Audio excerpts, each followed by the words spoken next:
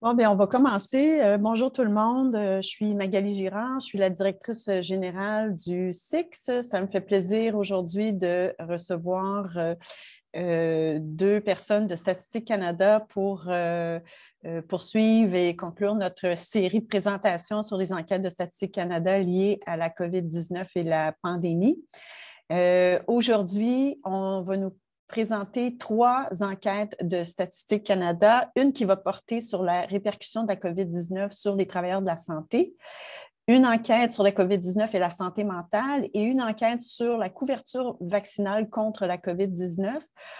Nous allons avoir aujourd'hui deux présentateurs. On va commencer avec M.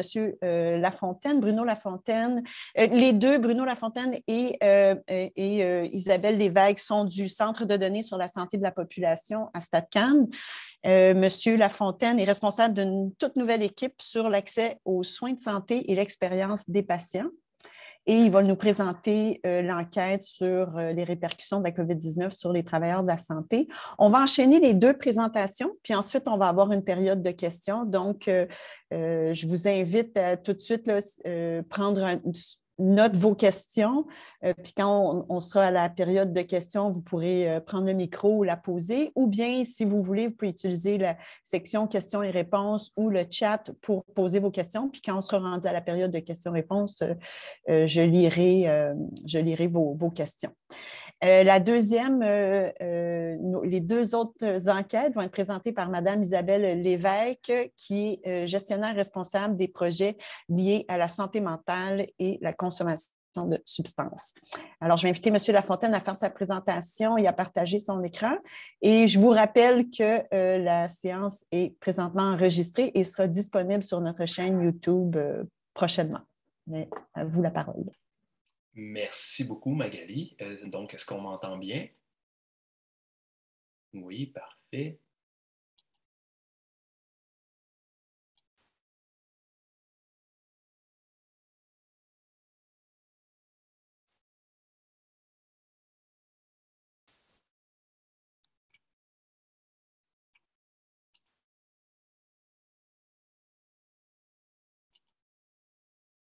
Donc, je vais juste vous poser la question. Là, je vois Isabelle, ma collègue, à l'écran. Est-ce que tu vois bien la présentation? Oui, c'est parfait. Bon, alors, on va débuter. Alors, rapidement, de ma part et de la part d'Isabelle, ça nous fait plaisir d'être ici aujourd'hui pour vous présenter un petit peu la démarche derrière ces trois initiatives-là qu'on est venu vous présenter au nom du Centre des données sur la santé de la population de Statistique Canada. Donc, dans mon cas, ce sera vraiment la répercussion de la COVID-19 sur les travailleurs de la santé, plus particulièrement prévention et le contrôle des infections. Donc, on a un acronyme ici qui s'appelle le RCTSPCI. C'est super simple à retenir et à prononcer.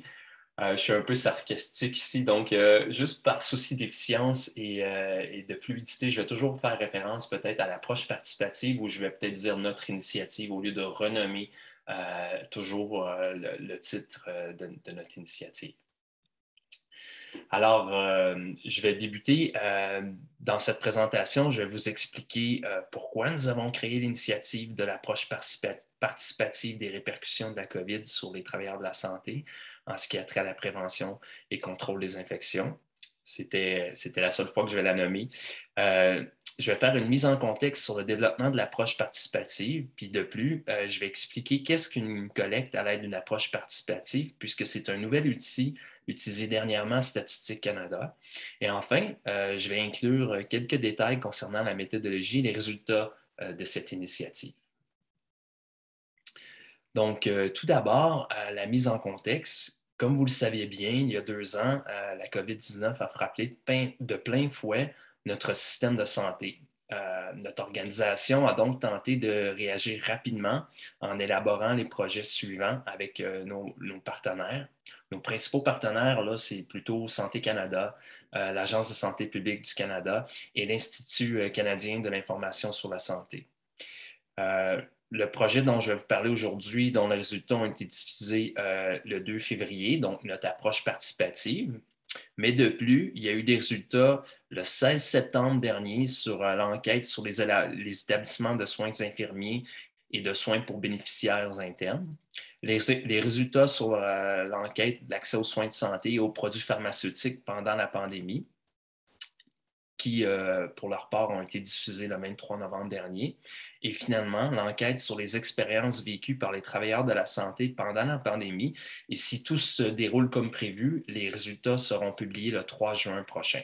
Donc, voyez-vous, c'est dans un cadre un petit peu plus large qu'est survenue cette initiative-là.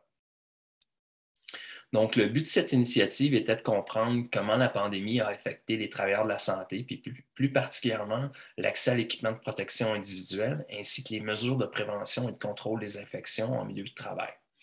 Bon, je vous rappelle que c'est peut-être loin un peu dans notre mémoire, mais c'était une situation qui était problématique au début de la pandémie, alors qu'il y avait pénurie de matériel de protection individuelle. Alors, une approche participative est une méthode non probabiliste de collecte de données en invitant tous les membres de la population cible à participer volontairement à un exercice de collecte de données sur un sujet d'intérêt. Il s'agit habituellement d'un processus de développement plus court, mais par contre permettant d'accéder rapidement à des données. Et vous comprendrez que dans le contexte de la pandémie, il y avait comme une urgence d'agir pour obtenir rapidement des données. Puis disons que le contexte était plus que favorable pour une approche participative. Un concept clé de l'approche participative est que les résultats représentent seulement les réponses des participants et ne peuvent pas être généralisés à l'ensemble de la population puisqu'il n'y a pas d'échantillonnage ou de pondération. On fait donc référence à des participants plutôt que des répondants et on produit des résultats plutôt que des estimations. On utilise l'étalonnage plutôt que la pondération. L'étalonnage utilise les totaux de contrôle pour ajuster la proportion des participants au nombre de participants. Le total reste tout de même le nombre de participants, mais pour notre initiative ici, c'est ce qu'on a utilisé. Et ce qui était vraiment bien, c'est qu'on avait accès, grâce au recensement de 2016, à toutes les données sur les professionnels de la santé et par province. Donc, on pouvait dire de façon pas mal juste, exemple, il y avait X nombre d'infirmières qui pratiquaient au Québec, par exemple, X nombre d'omnipraticiens, etc., etc. Donc, en comparaison, par contre, en pondérant, le total serait plutôt la population d'intérêt. Puis l'étalonnage permet de compenser la sur- ou la sous-représentation des participants. Donc, on est capable de reconnaître que ce n'est pas une approche qui est... c'est une approche, disons, qui a certaines lacunes, mais on va vous présenter comment, de façon méthodologique, on essayait de minimiser les plus grands biais suite à cette approche. Donc, en consultation avec le groupe de méthodologie, basé sur la taille de la population, le nombre ciblé de participants a été établi à 20 000 pour cette initiative-là. Tous les Canadiens pouvaient participer, puis le questionnaire était seulement disponible de façon électronique à partir d'un site Web. Les participants ciblés étaient des travailleurs de la santé et ceux qui travaillaient dans un environnement de soins de santé vivant dans les 10 provinces et les 3 territoires. Cela inclut les personnes qui ont fait la prestation de soins de santé directe à des individus ou qui ont offert une assistance technique au personnel médical ou qui ont offert un service de soutien dans un environnement de soins de santé. Donc, ce n'était pas exclusivement, par exemple, les infirmières ou les omnipraticiens. Tous les médecins, les infirmières et les préposés aux bénéficiaires étaient inclus dans cette initiative. Puis nous n'étions pas seulement intéressés par les professionnels, mais également par des étudiants qui travaillaient dans un domaine de santé. Rappelez-vous, il y a beaucoup d'étudiants ou d'étudiantes qui ont été propulsés peut-être dans le feu de l'action pour pouvoir soutenir le système. On pense aussi aux gens qui étaient responsables de l'entretien ménager, de la cuisine. Ils sont tous inclus dans la catégorie « Autres ». Comme il s'agit d'une approche participative, il n'y a pas de base de sondage en tant que tel. On a plutôt utilisé l'effet boule de neige pour essayer de stimuler la participation. Les participants sont recrutés à partir de collègues, des amis, des connaissances. Donc, Statistique Canada a sollicité l'ensemble de son réseau de contacts. Une lettre d'introduction et des rappels ont été envoyés aux individus sur la liste des organisations et de contacts produits. Ils étaient encouragés à faire la promotion de l'approche participative, soit vis-à-vis de leurs collègues ou soit vis-à-vis à travers leur organisation professionnelle. Le contenu a été développé en consultation avec nos partenaires. Le questionnaire à participation volontaire porte sur le type d'emploi, le milieu de travail, la formation, l'information relative aux pratiques et aux protocoles en matière de protection contre les infections, ainsi que l'équipement de protection individuelle. Est-ce qu'ils avaient accès à de l'équipement de protection individuelle? Est-ce qu'ils étaient aptes à l'utiliser? Et on se posait des questions également sur leur santé personnelle et leur santé mentale. Les questions comprenaient également un bloc de questions qu'on pourrait dire plutôt démographiques d'ordre général pour essayer de cibler les gens. Bien, pas cibler, mais les identifier. Donc, on a essayé de faire une certaine vérification sur la qualité de nos données. On a vérifié nos données. Est-ce que, par exemple, les codes postaux étaient valides? On a essayé d'identifier des données à l'extérieur du champ d'application. Par exemple, est-ce qu'il y avait des gens qui avaient répondu qui avaient moins de 15 ans? Ben, ce n'est peut-être pas des gens qui pratiquent ou qui travaillent dans le système de soins de santé. La détection des données aberrantes. Un autre exemple ici, c'est l'examen des dossiers de participants qui ont déclaré avoir commencé à travailler à un très, très jeune âge. Peut-être que ce n'était pas plausible. Si une personne a répondu, c'est un exemple, là, mais si, exemple, une personne a répondu 10 fois au sondage, peut-être qu'on ne tenait pas en compte ces résultats-là. On a comparé les résultats à d'autres sources dans la mesure du possible, puis aucune mesure de qualité des données n'est produite avec une approche participative. Donc, il n'y a pas de coefficient de variation, il n'y a pas d'intervalle de confiance, il n'y a non plus ni marge d'erreur. Alors, pour l'étalonnage, je l'ai mentionné tantôt, donc on ne peut pas faire de pondération dans ce cas-ci, mais bien un étalonnage. Donc, on utilise les estimations du recensement 2016 pour calculer les facteurs de rajustement. On a fait un étalonnage par province et profession, comme dans le questionnaire. On a regroupé certaines professions secondaires qui avaient des trop faibles taux de réponse. Et on a regroupé également les territoires, donc le territoire du Nord-Ouest, le Nunavut et le Yukon ensemble. Au point de vue du processus de normalisation, la somme des facteurs est égale au nombre des participants. Ce facteur normalisé donnera les mêmes résultats pour les proportions dans les provinces, préservera la répartition des totaux de contrôle et empêchera de produire des estimations trompeuses de totaux.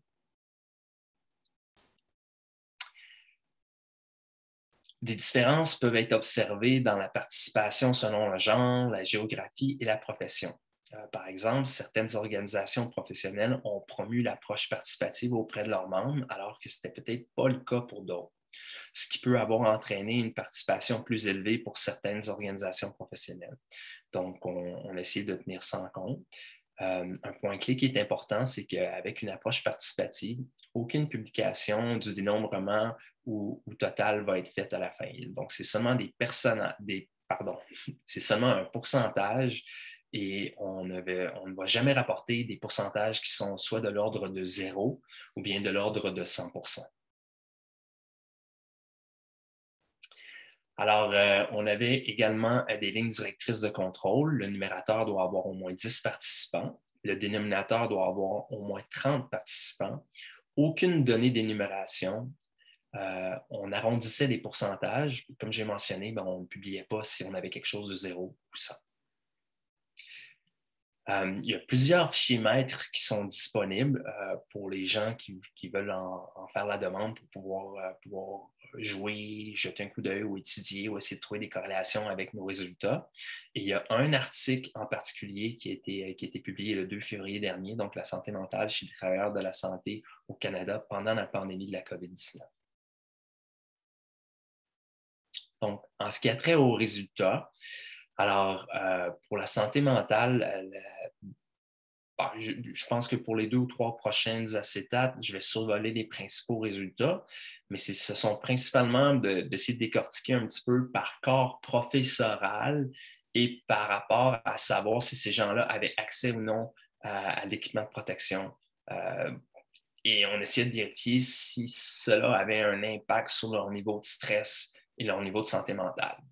Alors, pour la santé mentale, a été déclaré des travailleurs de la santé qui participaient. 70% des travailleurs de la santé ont déclaré que leur santé mentale était un peu moins bonne ou bien moins bonne maintenant, donc lors de l'étude, lors de la réponse au questionnaire, comparativement à mars 2020, donc comparativement à avant la pandémie. Ce qui est intéressant, c'est que 77% des travailleurs répondaient également que leur santé mentale s'était détériorée. Et pour ce 77%-là, c'était des gens qui étaient en contact direct avec des cas confirmés de personnes qui souffraient de la COVID. En comparaison, 62% des gens qui n'avaient pas été en contact direct avec des personnes, eux, trouvaient que leur santé mentale avait été affectée.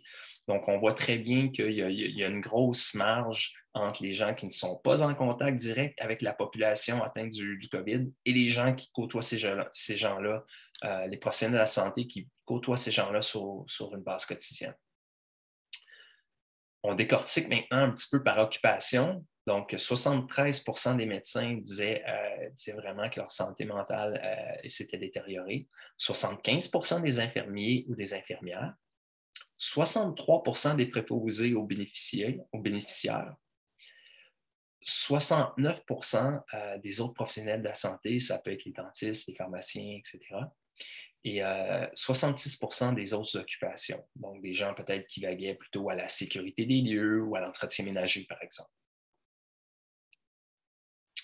Alors, au point de vue de la déclaration des niveaux de stress des travailleurs de la santé qui ont participé, 56% des travailleurs de la santé ont déclaré que la plupart de leur journée était un peu stressante ou extrêmement stressante. Si on décortique un peu plus, 63% des participants qui avaient un contact direct avec des cas confirmés ou soupçonnés, eux ont décrit leur journée comme étant assez stressante ou extrêmement stressante, en comparaison à 53% pour ceux qui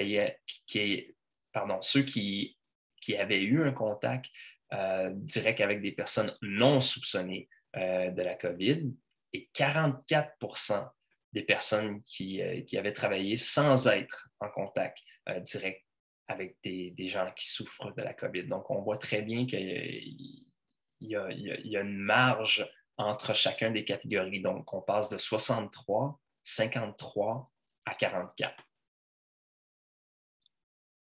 La santé mentale des travailleurs de la santé qui participaient avec ou sans restriction en matière d'équipement de protection individuelle au cours du mois précédent l'initiative de l'approche participative. Rappelez-vous, ce n'est pas tout le monde qui avait accès à l'équipement de protection. Et quand on avait accès à l'équipement de protection individuelle, parfois, les professionnels de la santé étaient restreints. C'était peut-être un masque, je dis ça là, sous toute réserve, mais disons peut-être que pour une infirmière, c'était un masque par jour ou un masque N95 par 3 jours, exemple. Donc, seulement 27% des travailleurs de la santé qui participaient avec restriction ont déclaré que leur santé mentale était excellente ou très bonne, comparé à 39% pour les participants sans restriction. Donc, on voit que si j'ai accès à l'équipement de protection individuelle, je semble être avec une meilleure santé mentale. Parmi les travailleurs de la santé participant avec restriction concernant l'équipement de protection individuelle, 77% ont déclaré que leur santé mentale était moins bonne, comparé à 63% pour ceux sans restriction. Alors, ici, il s'agit de ma dernière diapositive sur les résultats. Donc, les effets liés au stress des travailleurs de la santé participant avec ou sans restriction en matière d'équipement de protection individuelle au cours du mois précédent l'initiative de l'approche participative. Donc, 63% des participants avec restriction à l'égard de l'équipement de protection individuelle ont déclaré que la plupart de leur journée était assez ou extrêmement stressante, comparé à 49% des gens qui, eux, avaient accès à de l'équipement de protection sans restriction. Donc, on voit également qu'il y a qu'il y a une grande marge de pourcentage entre les deux. Ce qui nous porte à croire, ou peut-être qu'il serait plausible de dire que, bien, en fait, si les professionnels de la santé avaient accès à l'équipement de protection, bien, ils s'en portaient mieux. Et plus les professionnels de la santé étaient également à une certaine distance des cas de COVID, ce qui veut dire qu'ils n'étaient pas en contact direct, bien, plus ils se portaient mieux. C'est ce qu'on pourrait dire là, dans les grandes lignes si j'essaie de simplifier le tout. Alors, on avait une plage horaire de plus ou moins 10 minutes avec une période de questions. Donc, je vais m'arrêter ici pour laisser toute la place à ma collègue Isabelle qui va vous présenter deux enquêtes super intéressantes tout de suite après moi. Puis, ce qu'on peut faire, et je crois qu'on s'est entendu là, avec Magali sur cette approche, donc peut-être garder vos questions. Et puis, si vous avez des questions, on fera un bloc de questions à la fin. Donc, je vous remercie beaucoup. Je vais juste prendre le temps d'arrêter de partager mon écran.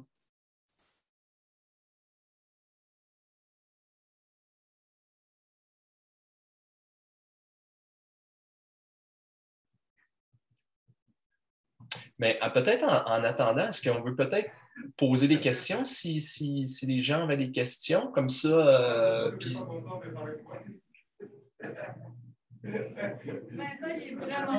Bruno, oui, il y a une question dans le chat. Je ne sais pas si vous pouvez voir. Je vais vous la lire en attendant. Oui. Alors, on me pose la question de savoir s'il y a des documents méthodologiques sur l'approche participative décrite par moi-même. Eh bien, je présume que la question est vraiment orientée vers l'initiative que j'ai présentée.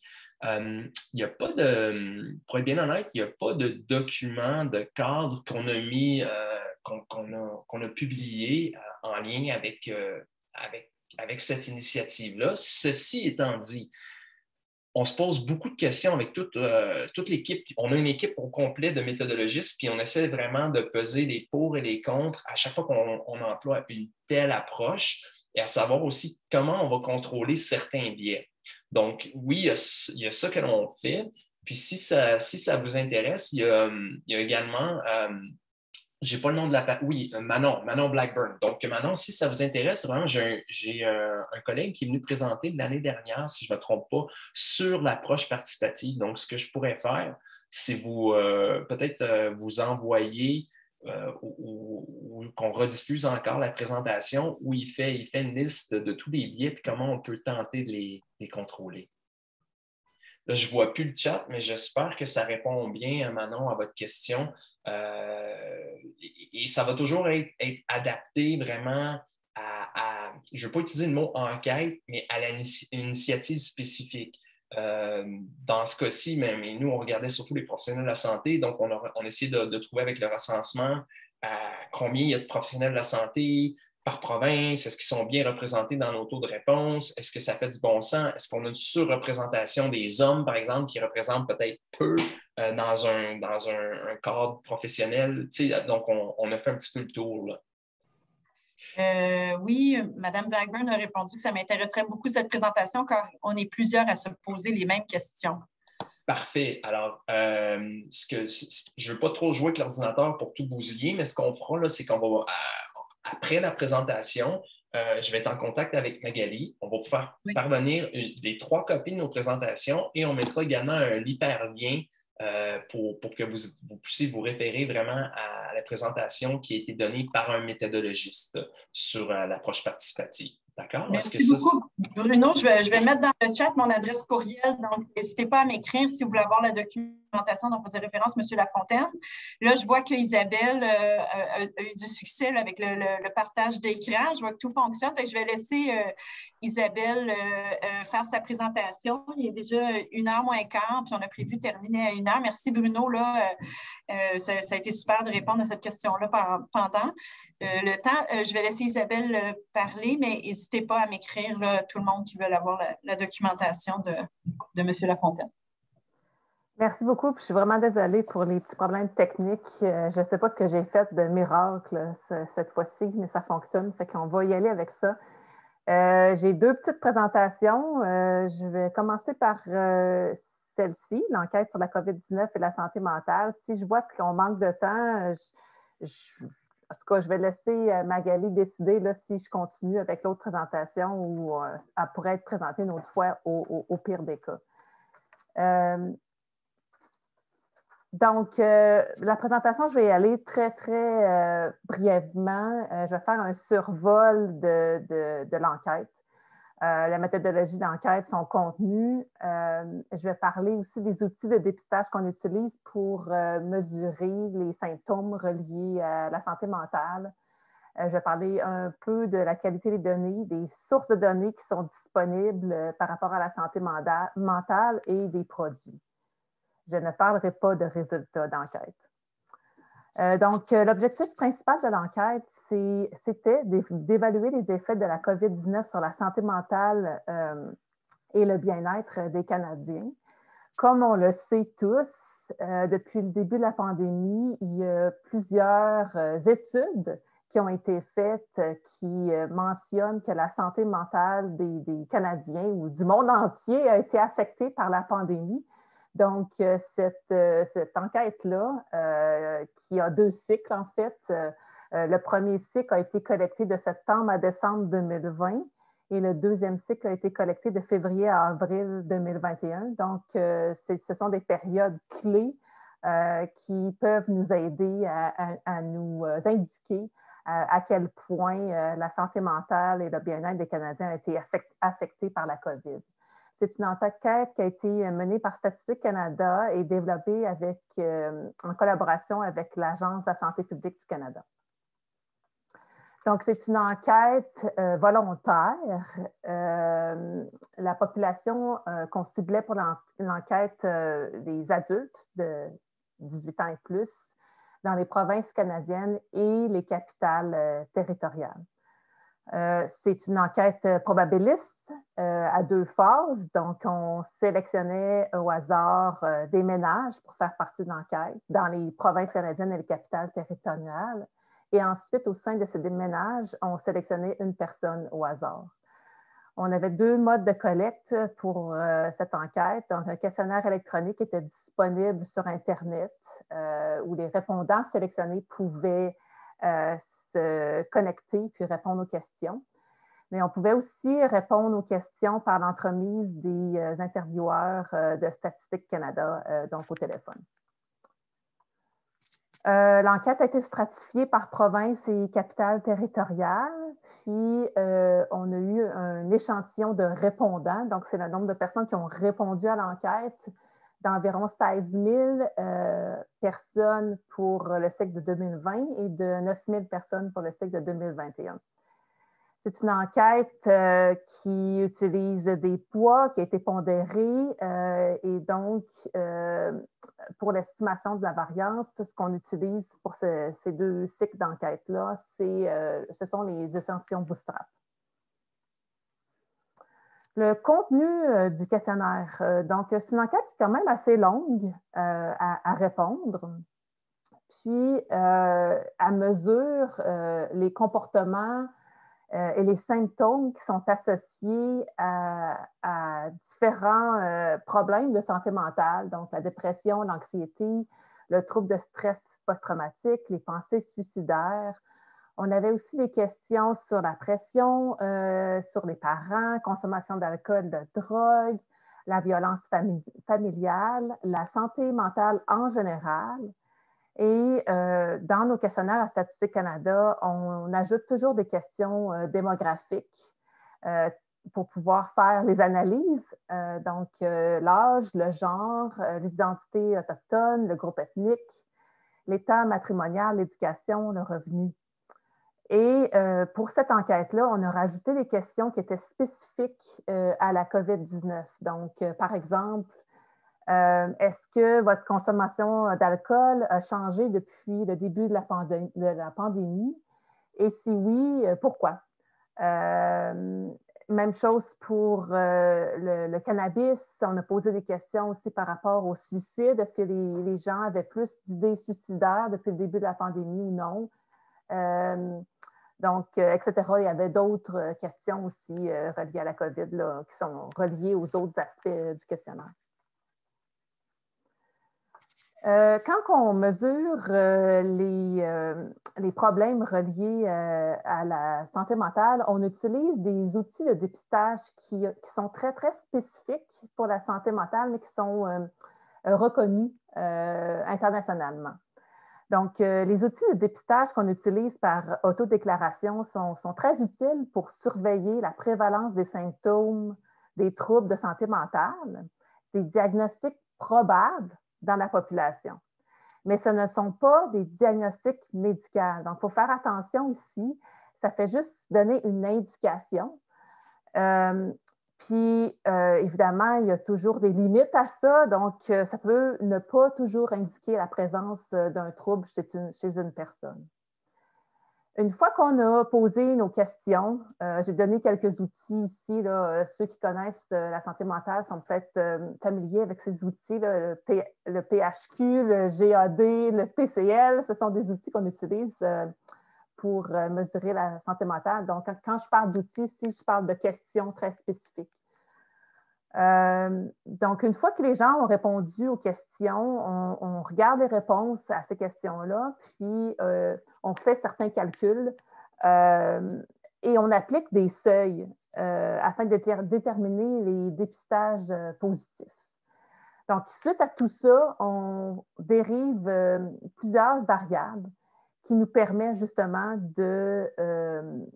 d'identifier les personnes pour lesquelles il y a présence de symptômes reliés à des troubles de santé mentale X, Y, Z. En termes de qualité des données, l'enquête a été bâtie pour avoir une bonne qualité de données pour des estimations nationales, mais aussi pour des estimations au niveau des provinces et des 3 capitales du Nord. Par contre, il y a des limites, puis les limites que je vais donner sont souvent les limites de toutes nos enquêtes probabilistes à Statistique Canada. Donc, les personnes qui vivent dans des institutions sont exclues. Celles qui vivent dans les logements collectifs et les réserves sont aussi exclues. Pour les territoires, pendant une longue période durant la pandémie, on a dû se limiter à la collecte de données dans les capitales territoriales. Donc, on n'a pas fait de collecte de données à l'extérieur des capitales. Donc, ça fait qu'il y a une couverture limitée pour les territoires et que nos données ne sont pas représentatives de l'ensemble des territoires, mais juste des capitales territoriales. Aussi, quand on fait l'analyse de données, c'est toujours important de suivre les directives sur la confidentialité et la qualité des données. Ces directives-là sont claires et sont toujours indiquées dans les guides d'utilisateurs lorsqu'on a accès ou qu'on demande accès aux produits, aux ensembles de données de Statistique Canada. Il y a évidemment certaines fréquences qui sont très petites pour certaines catégories de réponses. On parle ici de troubles de santé mentale. Il y a certains troubles de santé mentale qui sont pas fréquents dans la population canadienne. Donc, quand on fait une enquête, c'est sûr qu'on n'aura pas beaucoup d'unités pour ces troubles-là. Donc, par exemple, je peux penser aux troubles de symptômes post-traumatiques. Il y a aussi les personnes qui ont des problèmes avec la consommation d'alcool. Parfois, on peut avoir de petites fréquences pour certaines démographies. Il y a aussi la violence domestique. C'est une bonne chose qu'il y ait des petites fréquences, mais quand on veut faire l'analyse, ça rend les choses plus difficiles.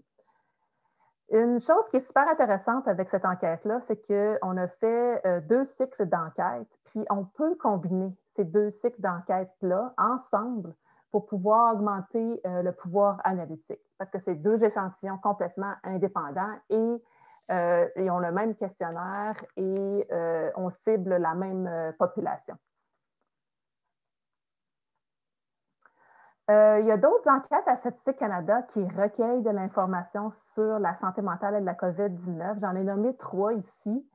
Enquête sur la santé dans les collectivités canadiennes, par exemple. Mais il y en a d'autres que vous pouvez trouver en ligne, aussi d'autres informations de d'autres agences de recherche qui ont sûrement mesuré la santé mentale et la COVID-19. Donc, chacune de ces enquêtes ont une utilité. Ils ont été développés dans un contexte différent pour un usage différent. Donc, c'est ça. Je trouvais cela important de le mentionner. Pour cette enquête-là, on a des fichiers de microdonnées qui sont disponibles dans les centres de recherche de Statistique Canada. Donc, il y a un fichier maître disponible pour le cycle de 2020, il y en a un autre disponible pour le cycle de 2021. Puis, il y a aussi des fichiers de partage qui ont été produits pour pouvoir partager à l'Agence de la santé publique du Canada et à Santé Canada. Puis, on a écrit 2 articles dans le quotidien de Statistique Canada. Si vous faites vos recherches, vous allez les trouver facilement. Donc, c'est tout pour cette présentation-là. Je vais terminer, puis je ne sais pas si on veut que je continue, Magali. Il est déjà 1h moins 3. Je pense que ce que je ferais, si ça vous convient, on pourrait peut-être remettre la présentation sur l'enquête, sur la couverture vaccinale à une prochaine fois pour garder les quelques minutes qui nous restent pour prendre les questions. Je ne sais pas si Isabelle, on pourrait s'entendre prochainement, là, très, très prochainement. Là, on va tout de suite fixer une date, puis on va mettre ça sur notre calendrier. Comme ça, les gens qui ont des engagements à 1h vont pouvoir quitter comme prévu, puis ça va moins nous rusher, comme on dit en mauvais français, pour la suite des choses. Fait que j'inviterais, merci beaucoup pour la présentation. Je pense que c'est ça, c'était peut-être ambitieux là, de couvrir. On avait beaucoup de choses au menu. Fait que je vous remercie là, beaucoup. J'ai le chat d'ouvert, j'ai la section questions-réponses. S'il y a des gens qui veulent prendre le micro aussi, peut-être pour poser une question directement à Isabelle.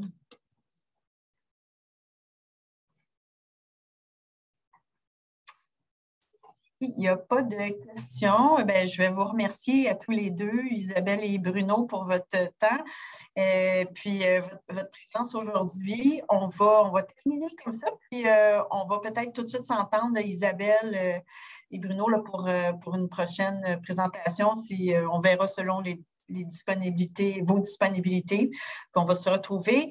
Je rappelle à tout le monde là, que cette présentation-là a été enregistrée et sera prochainement disponible sur notre chaîne YouTube et sur notre site Web également.